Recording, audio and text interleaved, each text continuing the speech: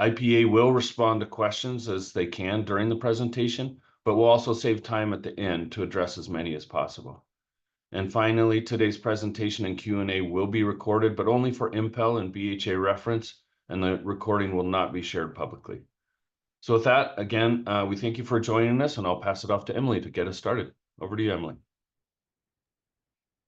Thank you so much, Tom. And thank you to everyone who's made time to come here today to learn about these midline results from our Titukulane TVET impact evaluation.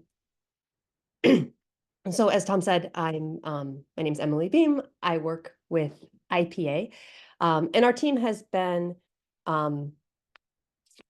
essentially working, let me get this ready, working over the past few months to implement a midline survey that will give us an early look at the sort of impacts that this aspect of the overall Titukulane activity is having. So we've got about 40 minutes to talk through this, and then at the end, we'll also have time for additional discussion. But as Tom said, please pop additional questions, especially clarifying ones, because I know that we're coming from a lot of different places, and I want to make sure that I'm answering your questions as we go along, just because I think that will make things clearer for everyone.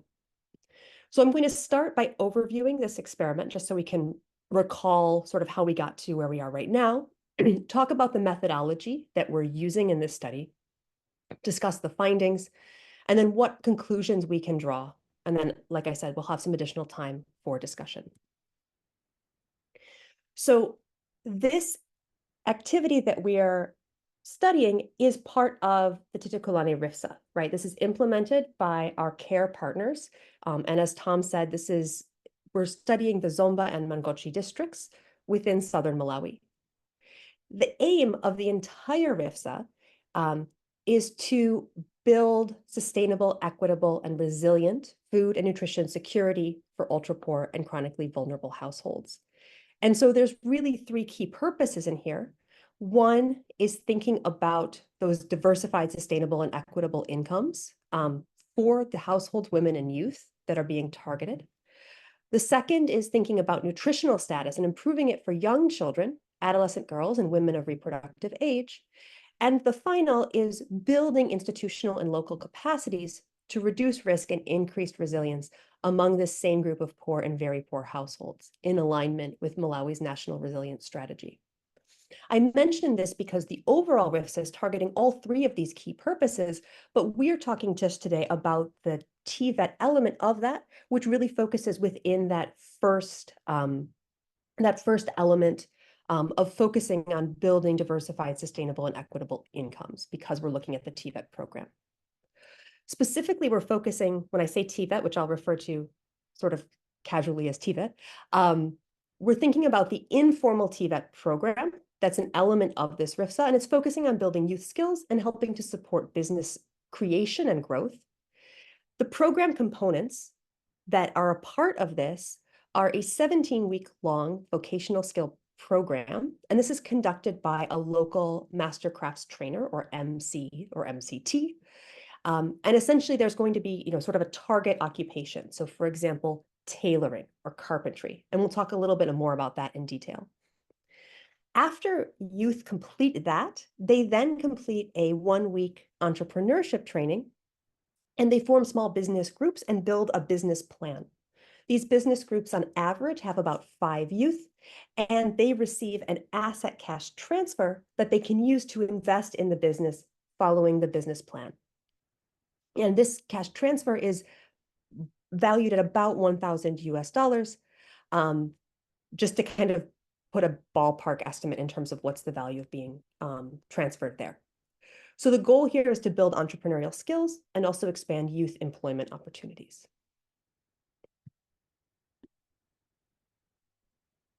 So what I just described, CARE implemented in 2022. Essentially, there was the training first of the master crafts trainers, then the youth received their training, and then entrepreneurship training, business plan evaluations. The thing to note here that's most important for our own reference is that In Mangochi, the training took place in late November of 22 and December, early 23. And it was about 3 months later in Zomba. Then we're going to be looking, we conducted surveys about 3 months after the actual disbursement of the business grants.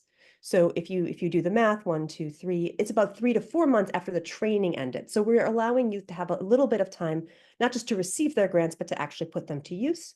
And because there was staggered implementation with Mangochi receiving the training and grants earlier than in Zomba, we aligned the follow-up surveys accordingly. So what that means is that no matter what, whether we're looking in Mangochi or in Zomba, we're looking 3 months after the receipt of that business grant disbursement. We'll talk about this a little bit later, but one thing to note is that this is indeed a midline, not an end line. And so we're also planning on using the evidence here to inform an end line survey that's currently scheduled for 15 months after the end of the business grant disbursement, or 12 months after the midline data collection activity. So that way we get a 3-month impact and a 15-month impact. So that way we can look at how those dynamics and how they change over time. In terms of the coverage and scope of the program, like I said, we're looking at villages across Mangochi and Zomba. And we're recruiting participants who are already living in the project catchment areas and that have lived there for at least 6 months. We're targeting youth who must be 20 to 35 years of age and have completed at least some primary school. They also need to have either no employment experience or that they have been unemployed for more than 3 months. So we're thinking about folks who might have limited access to earning opportunities at the moment, who we anticipate might be most likely to benefit from this additional training and placements. So within this context, we partnered with CARE to measure the overall impact of the program. And we implemented a randomized design to measure the impact of this program on 3 main factors. One is economic activities, specifically of the youth, ownership of productive assets. This could be direct because now the youth are part of a business group that has a high value productive asset or set of assets, or it could be because their additional economic activities are enabling further investment or that they're reallocating assets across different usages. And then we're also looking at subjective well-being. And what I mean here, and we'll talk about a little more, is measures of life satisfaction and distress, so mental health as well, because we view that as sort of, are people feeling better off? And we'll drill down into what those specific outcomes are. In terms of the methodology, this is a setting where, or I mean, really any setting, we can't just tell people, go get trained, don't get trained, right? Can't make people do things. So what we do is we look at the master crafts trainers who received more than 5 applicants. The background here is that the master crafts trainers were able to serve 5 applicants, right? And that's what kind of forms the training group.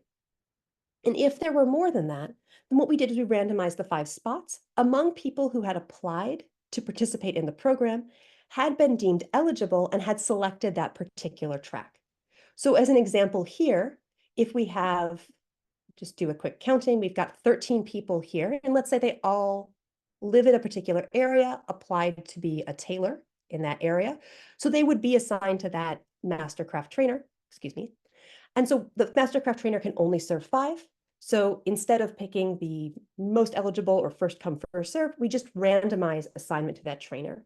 And so we'll say that the 5 people who were invited form our treatment group, and the 8 who aren't invited form our control group.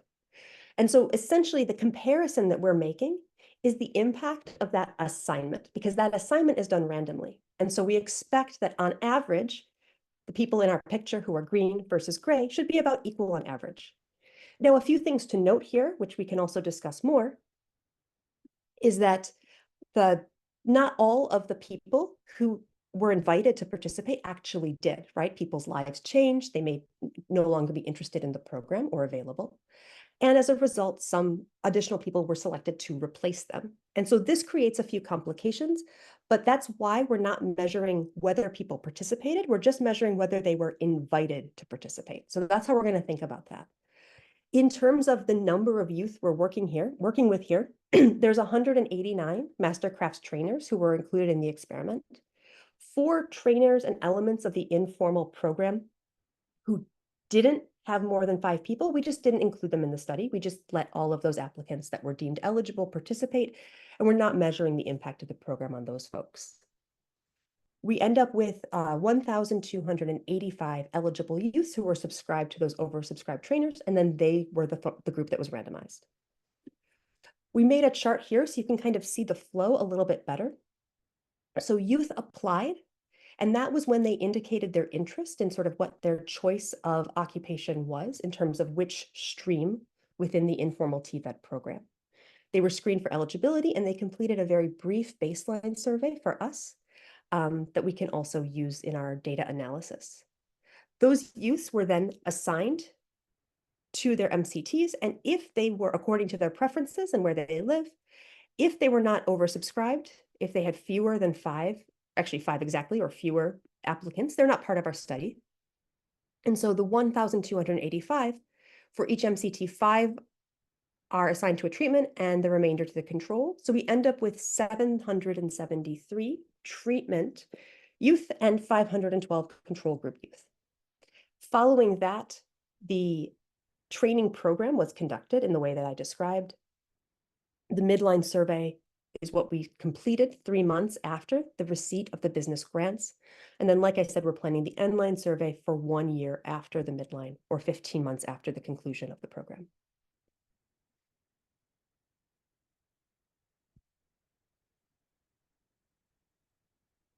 In terms of our data collection, we conducted the survey 3 months after. So this is going to be October and November of 2023 in Mangochi, and March to April 2024 in Zomba.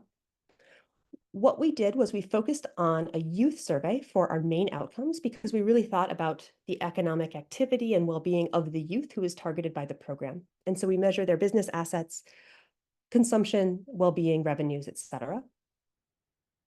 We also were interested in household level outcomes. And in some cases, the youth was the household head, in which case the youth went on to answer questions about the entire household's productive activities, entire household consumption, and food security. And then in some cases, the youth was a member of the household, but not actually the head, in which case the household head answered those questions. There were also circumstances, particularly in Mangochi, where the youth was not available, primarily because of migration. The youth might have transferred to another district or even out of the country. And if that was the case, we still completed the household head survey with the household head of the household from which the youth left. We still attempted to survey the youth if we could, but if the youth was available, we still surveyed the household so that way we could get at least some outcomes. What that means is that we were able to reach 97% of the households, and we were able to reach 90% of the youth. Like I said, migration's the main reason here that we don't have all of the youth responding. And specifically what we have is about 3% living in another country, 2% living in another district, and then about 3% we couldn't trace them. We would be concerned if there were differences in treatment and control rates of migration, because it would mean that we might be missing important economic outcomes for members of the treatment group versus the control group, and those outcomes might be affected by the treatment. We're reassured by the fact that these rates between the two groups are relatively similar.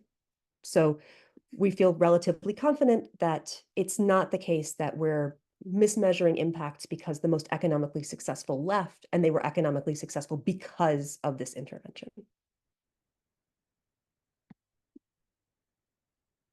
I'm going to pause for a second. Tom, I haven't seen your hand up, and I want to make sure that it's not because of a tech issue. I just genuinely haven't seen it up. Is that correct? That's correct. Okay. Yes, no questions yet. And again, encourage anyone who might have them at any point to enter your questions into the Q&A tab. Thanks, Emily. Okay, perfect. And I was going to say that if for some reason I don't see you, feel free to interrupt me, but I'll keep my eyes out. All right, so the first question we have to ask is just, did the youth in our sample participate, right? Like I said, not everyone who was invited actually enrolled in the training, and some of those people were replaced by members of the control group. What that means is that we have about 73 to 76% participation for those who were invited. So youth were highly motivated to participate in this opportunity once they received it. But we also see that among the control group, particularly in Mangochi, we see 27% of control group members enrolling and about 16% of control groups members enrolling in Zomba. What that means is that when we look at the impact overall, we're going to be looking at the impact of being assigned, but within that, the impact of the training is going to reflect the fact that not everyone in our treatment group actually received it, and then some of the control group is going to have benefited from the training. So it would be a different matter to look at what the impact of receiving the training is. Essentially, what you can think is that, and we can talk about this a little bit more if there are questions, there's about a 50 percentage point wedge. So if we think, and we're willing to say that if you didn't participate in the training, but you were invited, there's no effect. It's kind of like saying the effect for those who actually participated might be about double. So it'd be double for half and then nothing for the others. Or alternatively, we can just say this is the impact of invitation. In terms of the share who are currently engaged in that assigned trade, it's important to note that it's not super high, particularly in Mangochi. So we see 17% of treatment group members engaged in the trade out of the 73. That's about 20-ish%. We see higher rates, closer to 50% in Zomba. 38% overall are currently engaged in their assigned trade. And that might be one reason why some of the effects we see are going to be concentrated in Zomba. As I said, there were a range of trades that youth could have participated in, and youth were invited to select their preferred trade, and as much effort as possible was made to match their preferences with the MCTs. What that means is that in practice, the bulk of students enrolled in tailoring. They were assigned to tailoring, and tailoring has a relatively high rate of current engagement. We saw also popular motor vehicle mechanics, carpentry and joinery, welding and fabrication, and hairdressing. And there, the rates of participation are much lower, relatively speaking, particularly among the motor vehicle mechanics. I want to just give a better example of what we mean by tailoring. Tailoring here, we would think about sort of sewing garments, such as these school uniforms. And again, when we're thinking of these businesses, we're thinking of relatively small businesses with assets like these sewing machines, and then supplies and materials. So I'm going to start by summarizing our primary results, looking 3 months after the asset transfer, and then I'm going to break them down into the individual elements, so that way we can see exactly what's going on. We're going to talk in aggregate, combining the two districts, and we're going to spend a lot of time talking about Zomba and Mangochi separately, because as we've already seen, there are big differences even just in participation and also the context of the two places. Like I said, there's a lot higher out-migration from Mangochi because of its proximity to South Africa and also the existing networks. So first of all, in terms of whether youth are spending more time in what we call off-farm productive activity. So what I mean here is any sort of economic, potentially income-earning activity, whether that's employment, running a small business, but we're excluding working on your own farm. We don't see any change in activity. We don't see that youth are being more productive in general, but we see substitution. We see them shifting activity toward the target location. Specifically, we see youth in Zomba spending more time running a business, and we see the youth in Mangochi spending more time in apprenticeships. I should note that within this program, there was an apprenticeship, sort of a placement component that followed after the training. Despite the fact that Zomba youth are spending more time running a business, we don't see an increase in business revenue yet. We'll talk about that. And we also see that the Zomba youth are reporting higher well-being and the measures that we use. We also see higher asset values held by the youth. But again, we can only reject 0 in Zomba. And what you'll see is that the increase in held asset values is much lower than the actual targeted transfer. Part of that is because of this incomplete take-up. So before I talk about the results, I want to take a second because we're going to show a lot of these graphs and I want to make sure they're really clear.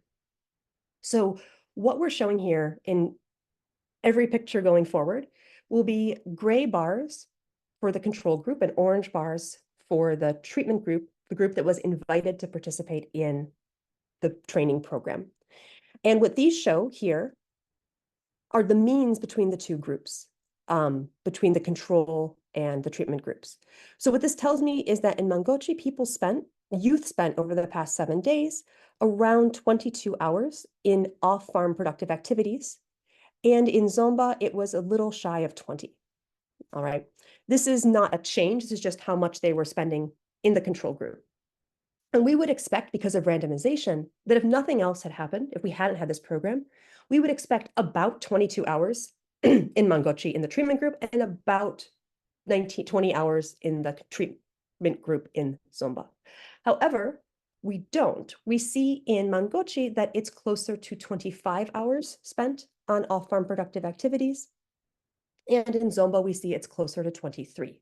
So essentially what we're doing is we want to compare the gray bar to the orange bar for each setting, and that tells us the change, and that change is the change that we attribute to the program itself, because that's the only thing that should differ on average between those two groups. So what we want to look for is the gaps between the gray and the orange. Now, the other thing to note, right, is that this is a survey, and so we are only working with a subset of the entire population of people who could participate, and things are going to be measured with a little bit of error.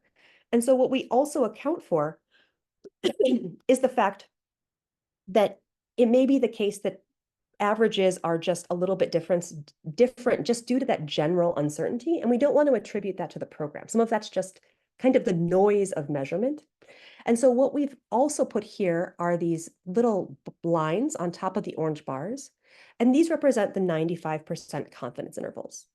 So if it's the case that this control group bar line is still within that, as is the case here in Mangochi and here in Zomba, what that tells us is that the difference isn't big enough for us to say that it's there, but that it's also reasonably likely that it's just noise. So essentially, when we look at this graph, it looks like time is increasing for Mangochi. It looks like time is increasing in Zomba, and that's promising. But we can't say definitively that this isn't just the general noise of surveying. And so what we say is that that's not statistically significantly different from the other one. When we see that this bar is well outside of that confidence interval, then that's when we say we have evidence, again, not 100% certain, but we can say with reasonable confidence that we can reject the idea that those two means are the same. So what we have also in our report, but not shown here, is that if we disaggregate the nature of these activities, we see that in Zomba, there's quite a large increase in the hours you spend running a business, 4.1 hours, but we don't see any change in Mangochi. And in Mangochi, we see about 1.9 hours of increased time spent in the past 7 days on internships or apprenticeships, but we don't see that in Zomba. So we do see a shifting of how people are spending their time, but the overall trend is that we can't say that we're seeing an increase in productive activity broadly defined. The next question we had was sort of, is business revenue increasing, and specifically the business that is being owned or operated by the youth? So this is as reported by the youth. And here, it's similar story to the other one. We see motion in a positive direction. We see that revenue is higher in the treatment groups, but because of that potential uncertainty, we can't say that it's different from what we would have in the control group. So over the past 30 days in Mangochi, youth business revenue was roughly around $23, and it was about 25, 26 in the treatment group. But that difference of $3 isn't enough for us to say that that's different than zero, because it could just be noise. With Zomba, we have the same thing. We have a really modest increase, but we can't reject that there's a change, that there's no change. Or in other words, we can't feel confident that there is a change. Where we do see great increases in business activity and revenue is when we look at the assigned vocation. So what this means is that if a youth was assigned to tailoring, we ask about the amount of time they spent working in tailoring. And there we see large increases. we see, first of all, that youth were very unlikely to be enrolled in these targeted vocations prior to the program. So on average, less than 1 hour in Mangochi, on average, less than 2 hours in Zomba. And we see big increases in the time spent on those targeted activities in both districts. And we also see substantial increases in business revenue in the past 30 days here. And here we can reject no change. We can say that this is evidence consistent with big increases in business revenue for that target vocation. In terms of asset ownership, we should expect that youth asset ownership should increase almost mechanically, because the program was giving youth assets, right? So we should see an increase. And what we measured is an overall $41 increase in the value of productive assets held by youth. And you can see that that increase is much larger in Zomba, and we can reject this idea of no change. But in Mangochi, the increase is much smaller, and that difference is not statistically significant. That is, we can't say that that's due to anything besides noise. So in a percentage term, that's a really big increase.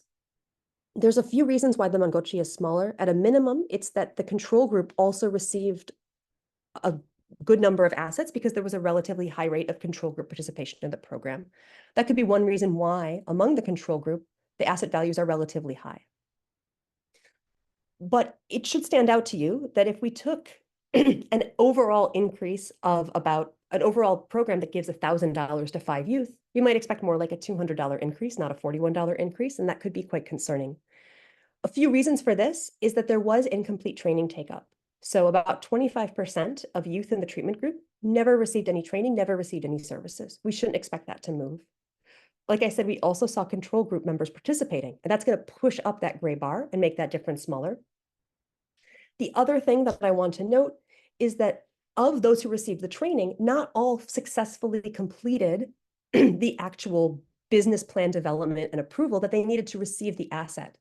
So in our survey, we had about 600 youth who reported receiving training and about 450 who reported receiving the business grant. So about 75% overall of those who even received training. So all of that is going to mean that on average, that increase in value is going to be lower.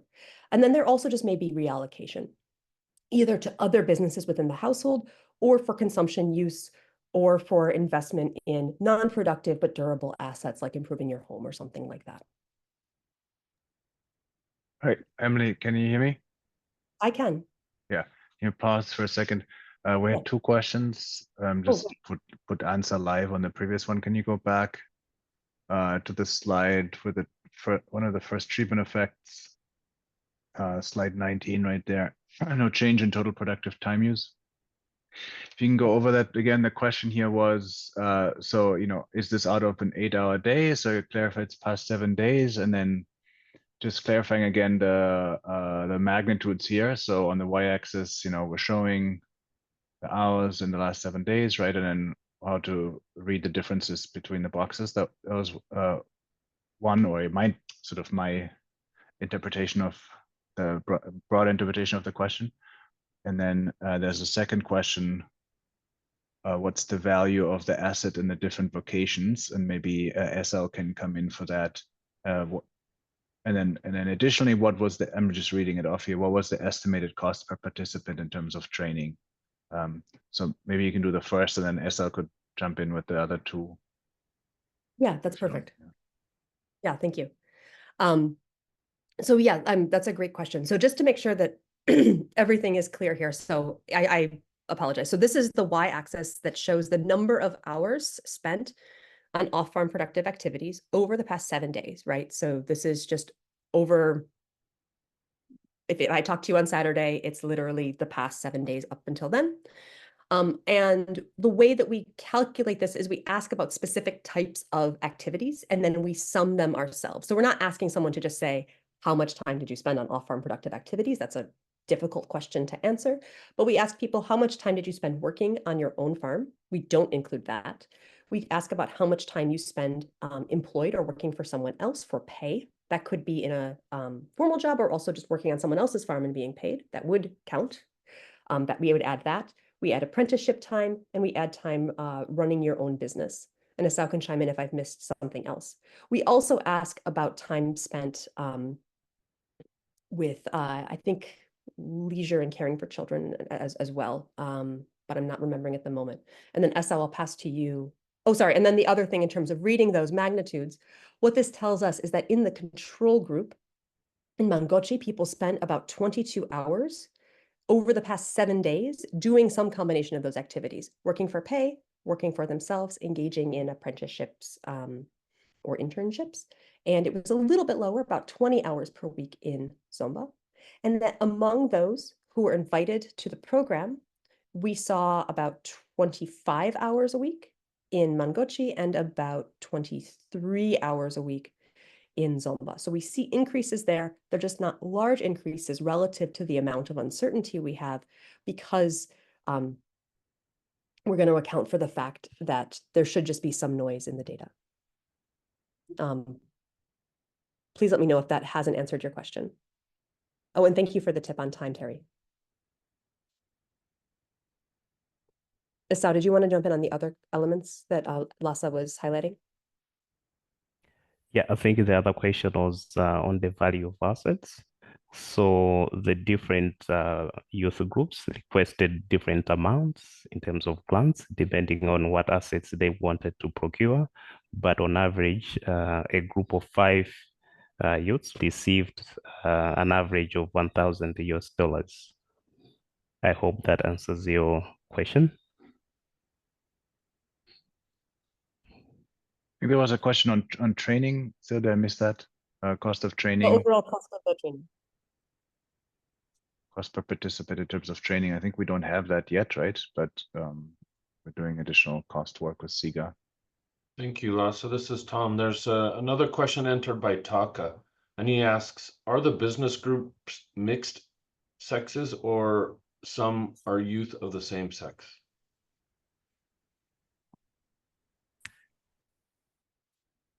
They are mixed sexes.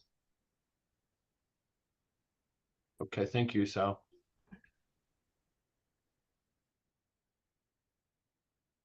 All right, excellent. Okay, so keeping in mind that we're about halfway through. Okay, so I had left off on the increase in youth asset ownership. And then the other main outcome we wanted to look at is youth reported well-being. There is, the way that we're presenting this here is I'm reporting a subjective well-being index, which in and of itself doesn't have a concrete meaning, except that it's a way of normalizing and presenting the elements that go into that index. And so the two things we asked about was we asked about life satisfaction using a Cantrell ladder, about how satisfied you are with your life on like a scale of 0 to 10. And we asked in a few different ways. We take the average of that and we see about, again, from a scale of 0 to 10, we see about a 0.5 point increase in reported life satisfaction.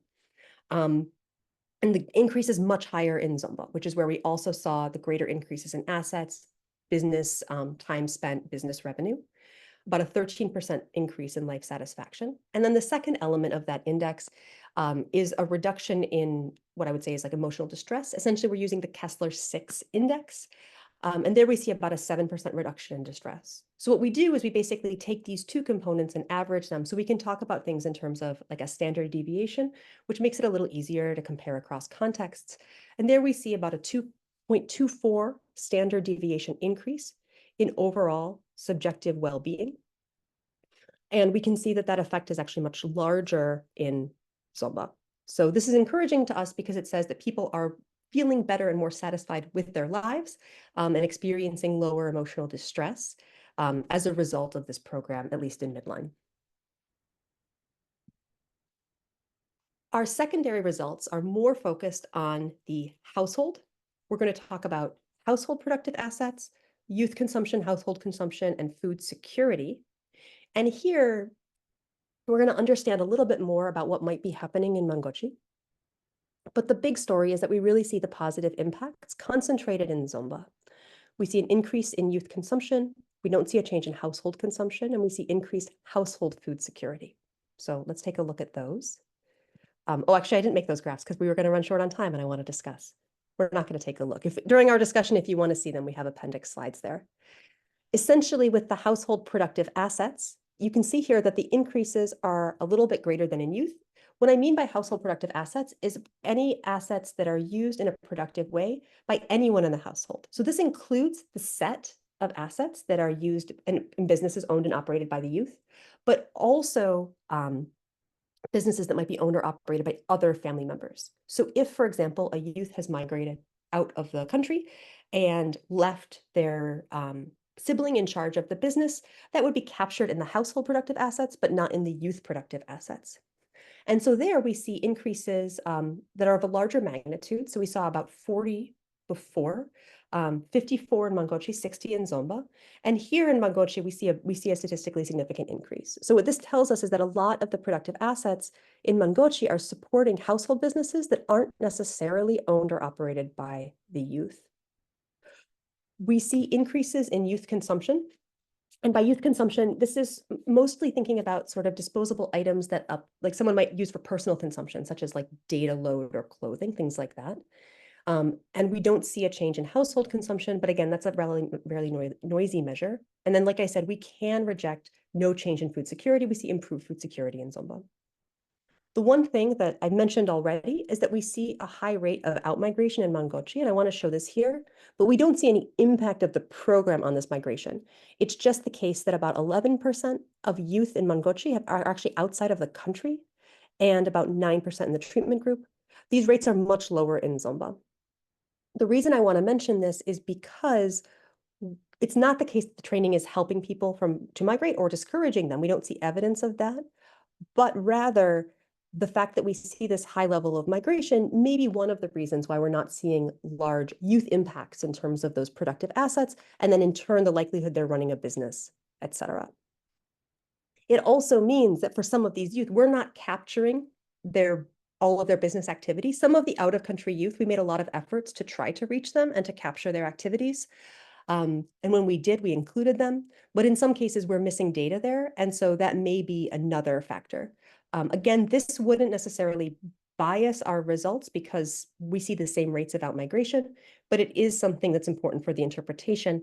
And as we build towards the end line, it's something that we're thinking about how we can try to get at some of those outcomes, either through additional tracking efforts or through working with the households to try to get some proxy information on that youth economic activity, if they have that information. Emily, this is Tom. I'm sorry to interrupt. I see you're heading towards the conclusion, but we have a question. I believe it's from Killian. He's asking, are there any gender differences in terms of the outcomes? For instance, are females spending more time off farm? Can you speak to any relevant gender differences? That's a great question, Killian. We haven't looked at that yet, but we should. So I made a note of that. But I don't believe even from an exploratory standpoint, we haven't yet looked at that. But I do think that actually came up in our midline report as well as something that we think would be reasonable to investigate. It might not be the highest powered comparison because we're splitting our sample further, but at least in aggregate, I think there would be interesting insights there. Are there other questions coming up, Tom, that I can answer before I jump to our conclusions? Not at this time, no, thank you. Okay, great.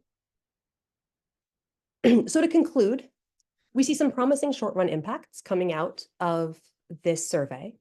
We see increased time spent in those targeted vocations. It's reflecting primarily substitution across other productive activities. We see increases in productive asset holdings.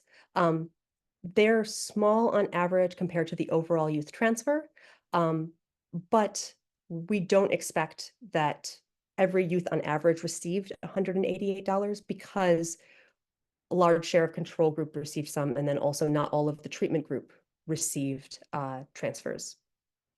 In Zomba, but not Mangochi, this is where we see greater business revenues already, improved household security, and substantial improvements in youth well-being.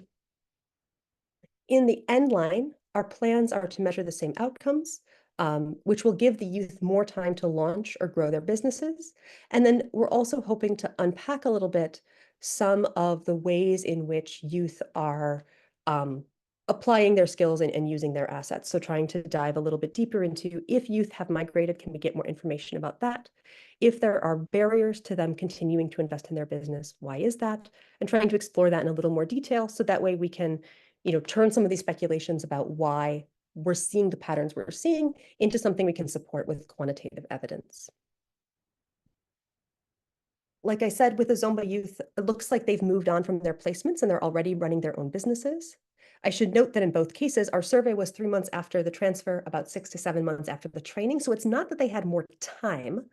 They've just been more likely to move there. And we also see that they're more likely to retain their assets.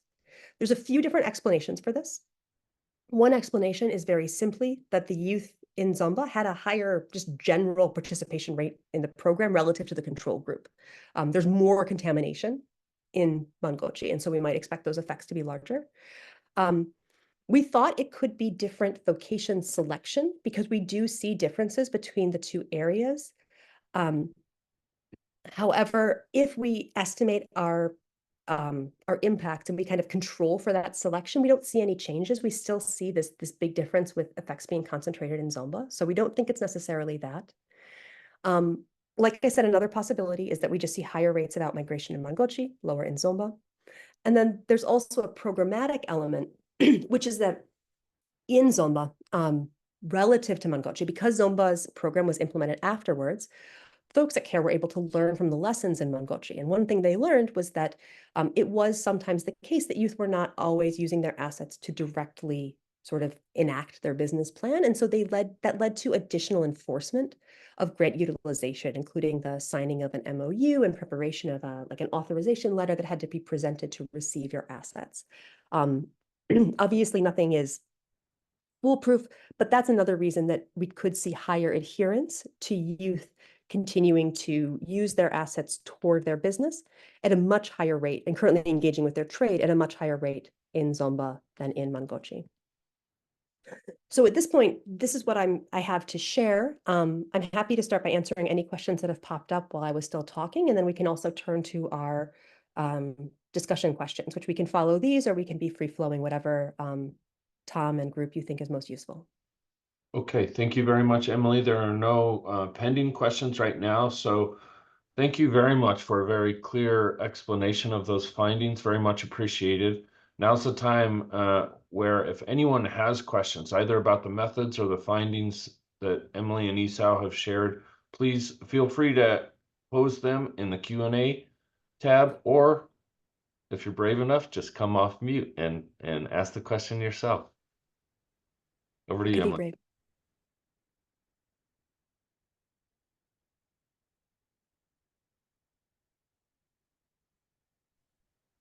Yeah, I'll ask a question. Hi, this is Carl Wall from BHA.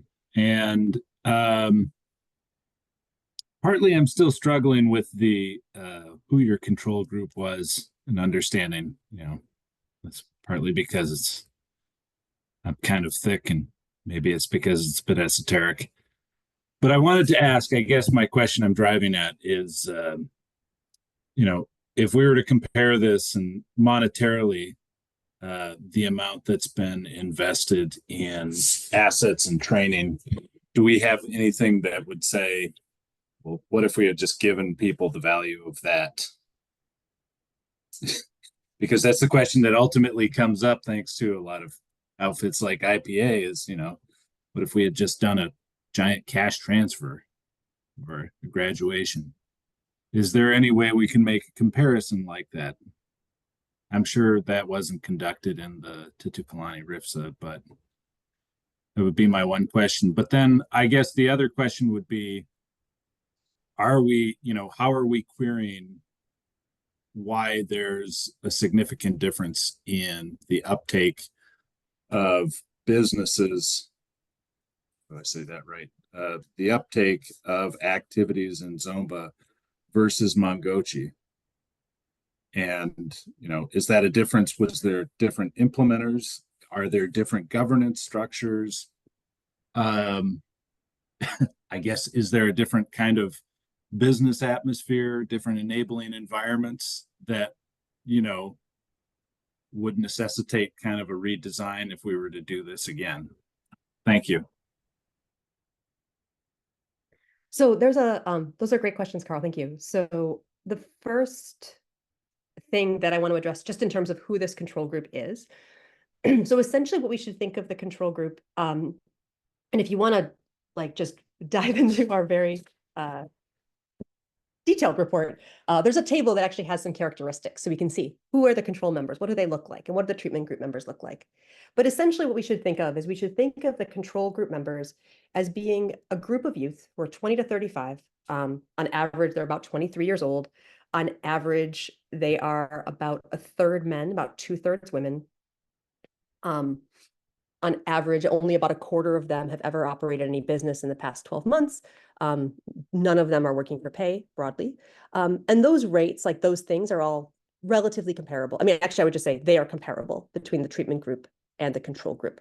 Essentially, these are the folks who aren't engaged in economic activity and are interested in receiving training. And so what we're essentially comparing are people who want to participate in this program and are eligible and get to do it versus those who don't get to do it. That's kind of the comparison. So we can think of these folks as, if the program hadn't happened, some of them would have definitely gone on to maybe start a business on their own. Absolutely. Or maybe they would have found other ways to help with a family business or sought out employment. We would expect that.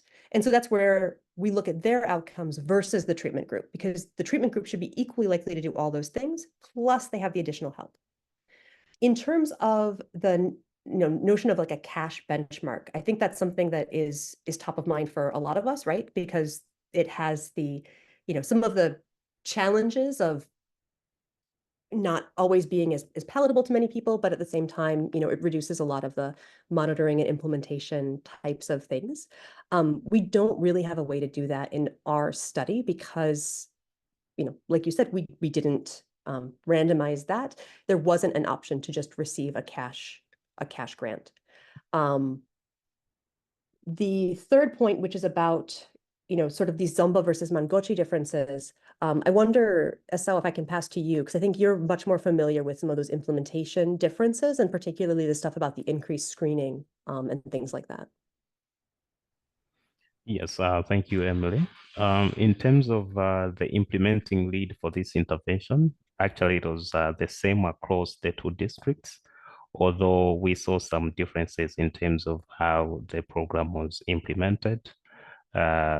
Emily cited some delays that happened in terms of the training between Mangochi and Zomba, which also resulted in the differences in terms of the subsequent activities, including the cash displacement. But to answer your question, it was the same implementing lead. Thank you. Okay, thank you both for those responses. We have a few minutes left. If anyone else has questions, please raise your hand or just feel free to come off mute and pose questions to Emily or Esau.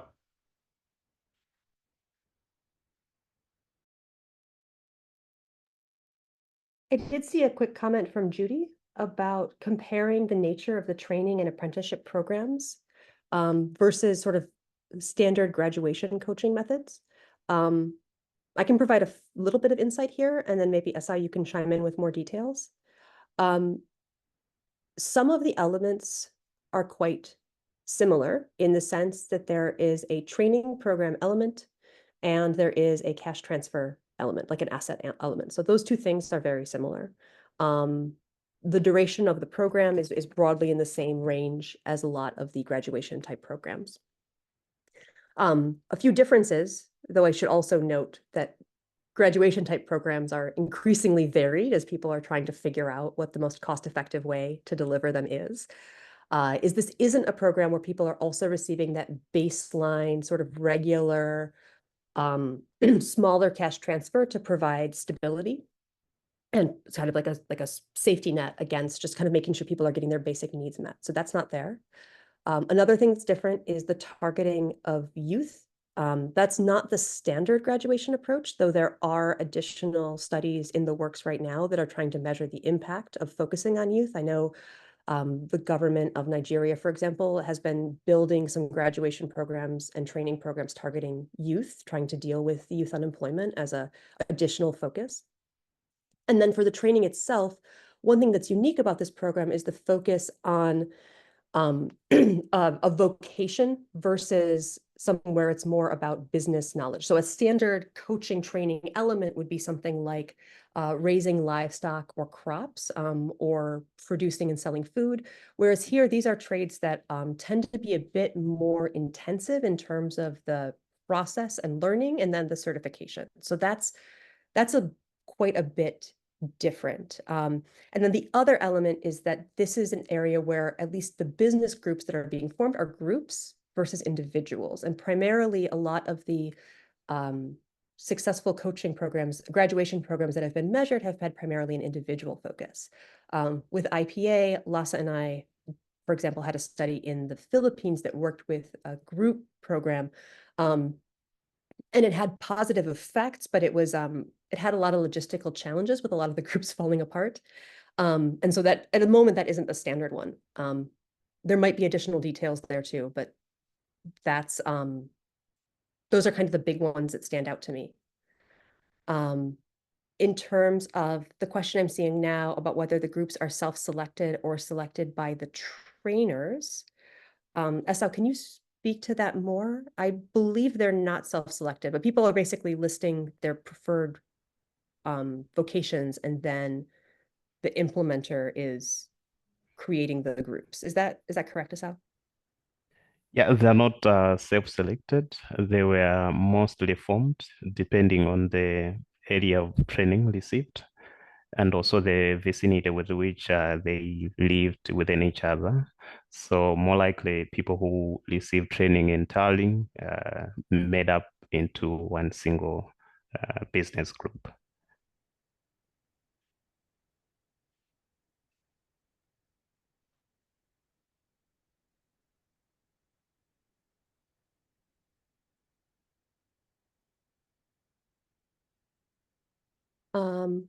Oh, I see Steve's question now about the average revenues seeming quite small. So I should clarify here. Let me go back so we can take a look at it. Business revenues.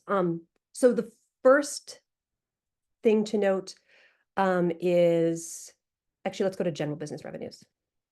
There we go, youth business revenues. These are not including costs. We didn't try to, this is not profits. We can try to calculate profits in a limited way, but I actually don't know that we're set up for that well. We did ask about it, but we focused on revenue because there's so much heterogeneity, and it can be really challenging to measure costs in a reliable way. So we thought revenue would indicate economic productivity in a similar way.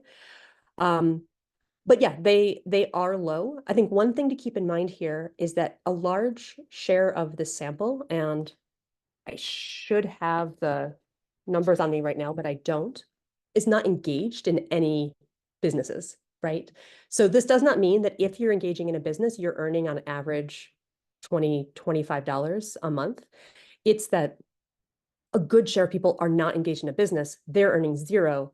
And then those who are engaged in a business are earning much more than that. And that's averaging out. So that's how I would interpret this number. Thank you for those questions and responses. We have just a couple more minutes for any lingering questions.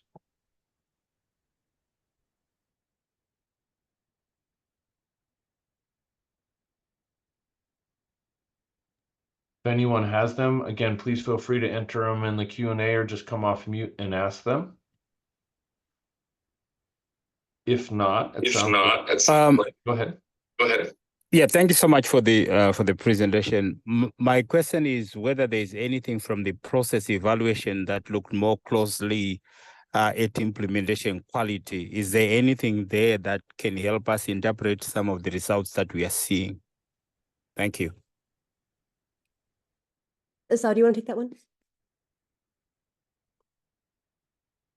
Yeah, I can try, but I think we haven't gone into the details to marry what we are seeing here and the results that we got from the process evaluation.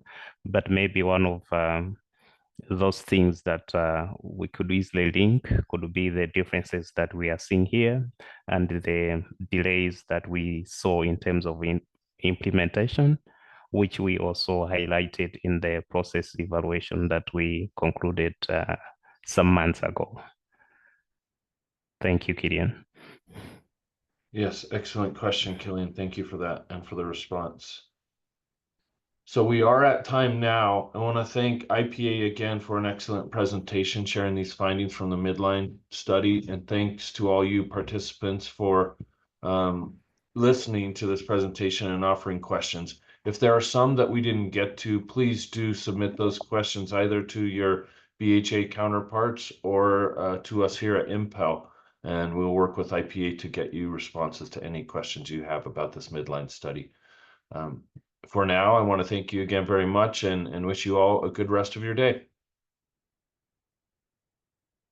Bye, y'all. Thank you. Thank you, everyone. Thank you. Bye-bye.